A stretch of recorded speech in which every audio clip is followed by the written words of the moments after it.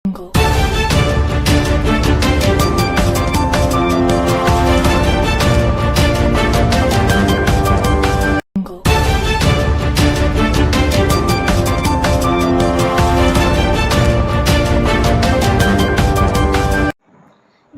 દર્શક મિત્રો, આપ જોઈ રહ્યા છો ડિજિટલ ન્યૂઝ।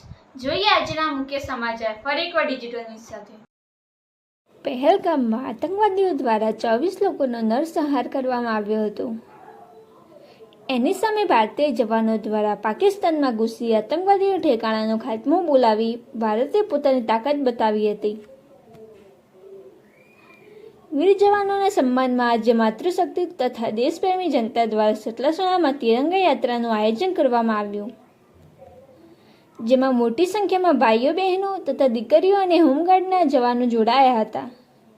જેનો રિપોર્ટ ડિજિટલ ન્યૂઝ સતલાસણા। આપનું નામ? દિવ્યેશ પટેલ।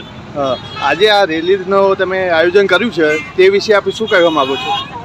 પહેલગામની અંદર જે 24 જણાનો નરસંહાર આતંકવાદીઓએ જે કરેલો એના સામે ભારતના વડાપ્રધાન શ્રી નરેન્દ્ર મોદી અને આપણી સરકારે જે પ્રકારે પાકિસ્તાનની અંદર ઓપરેશન સિંધુનું નામ આપી અને દીકરીઓ દ્વારા અને ત્યાંના સૈનિકો દ્વારા ત્યાં આતંકવાદીઓનો ખાત્મો કર્યો છે, તેના પ્રત્યાઘાત રૂપે, તેના આનંદ રૂપે આજે આ એક રેલીનું આયોજન કરેલું છે।